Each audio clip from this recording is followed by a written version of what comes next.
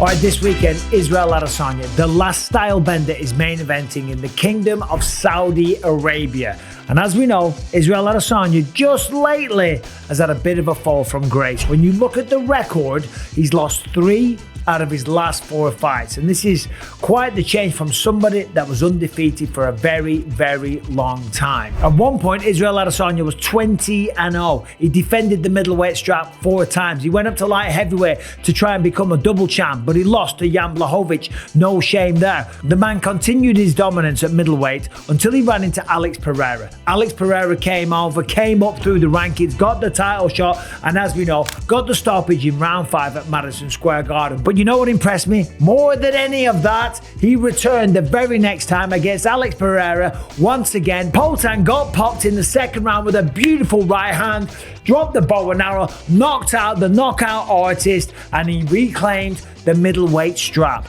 That was legendary stuff. Simple as that, okay? The man's had a legendary career, okay? As I said, 20-0, defended the belt 4 times, had 75 kickboxing victories in kickboxing, professionally in glory, and all over the world. One of the best strikers and kickboxers that the UFC has ever had. The only person that's better than him that I would say is probably the legendary Anderson the Spider Silva. But the question is Israel Adesanya now relegated to the status of gatekeeper? Because that's what happens. That's what goes on with this sport. You do good, you rise through the rankings, you become a champion, you're the belle of the ball, you're flying all over the world, you're on private jets, you're making millions of dollars, but then you start to lose some fights, you drop down in the rankings, and all of a sudden you're the gatekeeper. You're the guy that they've got to beat to get a shot at the title. And the question is that where Adesanya is at right now? Okay, today's video is sponsored by BetterHelp. Now, when the new year started, you were probably full of good intentions,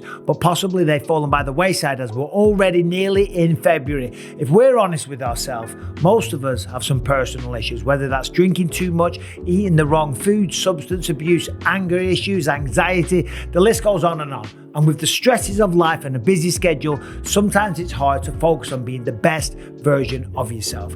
That is where BetterHelp comes in.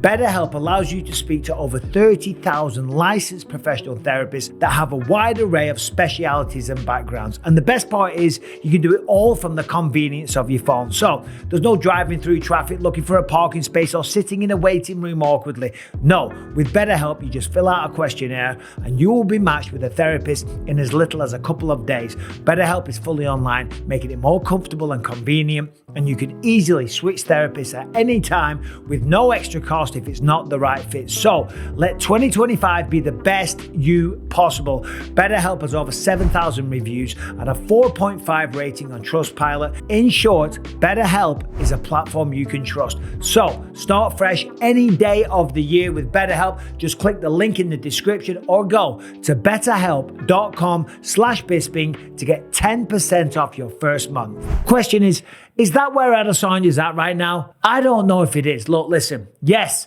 he lost to Alex Pereira, then he beat Pereira, then he lost to Sean Strickland, and then he lost again, trying to reclaim the middleweight strap against Dricus du Plessis. And for the first time, he was stopped by a middleweight. He was taken down and he was choked out in round 4. And that was something that everybody was trying to do at middleweight. That was always the plan, the game plan, the strategy, the MO. Israel Adesanya, he's a tall, lanky striker. He's a kickboxer. Take him down, control him on the ground, choke him out. It's a piece of cake. It's a walk in the park. He's not a jiu-jitsu black belt, but nobody could do it. A lot of people tried and they all failed. And we're talking great fighters like Jared Cannonier, Robert Whittaker on 2 occasions, Marvin Vittori, Paulo Acosta, Yoel Romero. Okay, Yoel Romero was so mesmerized and so intimidated, it turned into a literal staring match. Befitting a champion. Look at Yoel. Look at Yoel, man. I'm telling you. That was one of the most boring fights you'll ever see, and that's Yoel Romero, who was an explosive knockout artist and won a wrestling gold medal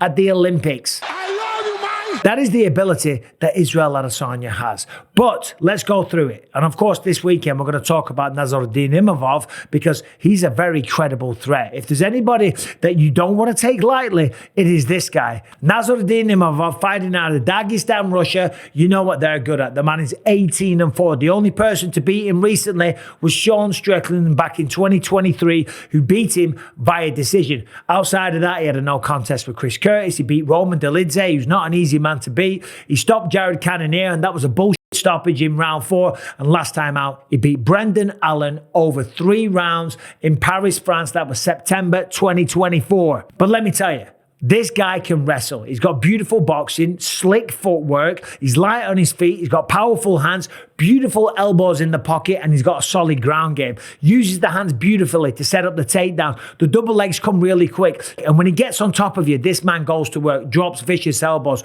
opens people's faces. He'll put you in a crucifix. Just ask Edmund Shabazian how that feels. Stopped Ian Heinisch in a similar way. Beat Joaquin Buckley, who's absolutely flying right now, down at welterweight, to be fair. So the question is, as I said, not an easy fight.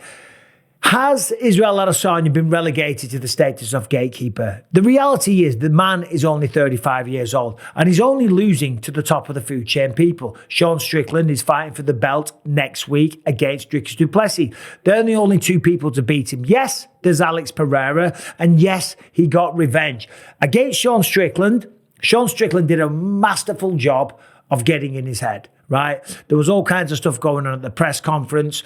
And also in Izzy's personal life, he was going through some stuff. He had some trouble with the police. The man was distracted. And also, I think there was a possibility that he just underestimated Sean Strickland, okay? He didn't see any world where Strickland could beat him. Certainly not on the feet. And we know Strickland typically just goes out and fights behind the jab. Well, that's not what he did. He went forward. He took the fight to Izzy. He dropped him with a 1-2. Almost finished him in the first round. And generally put a beating on him, okay? And that's what happens when you rest on your laurels, when you get complacent and you think that your opponent is beneath you, okay? And he paid the ultimate price. He lost his belt and he hasn't got it back since. And then the next person was Dricus du Plessis. Dricus du Plessis is a tough fight for anybody. Him and Strickland are going to go to absolute war. I'm going to be there commentating and I cannot wait for that fight. It's going to be a very, very interesting fight. It's very personal. They don't like one another. They're going to go to war. Do the fucking death!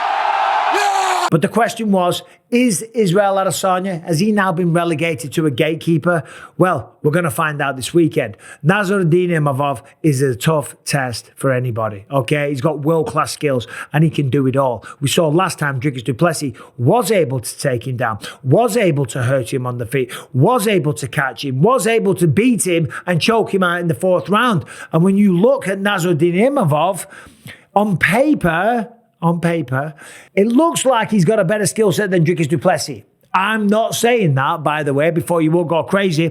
I think Dricus du Plessis has other intangibles. He's got heart, he's got determination, he's got the ability to not quit, not give up on himself and walk you down. The man is a true fighter. But Imavov, this guy's a technician, make no mistake, and he's very good at mixing everything up. So this weekend, Israel Adesanya is under a ton of pressure. I don't think he's a gatekeeper yet. I think if he beats Imavov, you know what he's like on the microphone, okay? He's a good showman. He puts it all on. He'll walk out. He'll do the breakdancing and all that stuff. He likes to talk a bit of shit. He likes to rev up the crowd. He likes to be a little bit controversial at times as well. And you know he's going to sell it. And you know he's going to be calling out whoever wins next week in Sydney. But if he loses,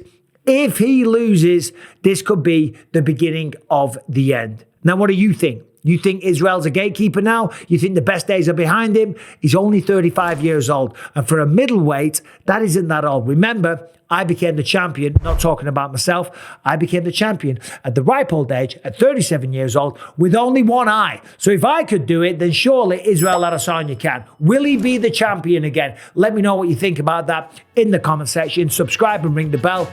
See you soon.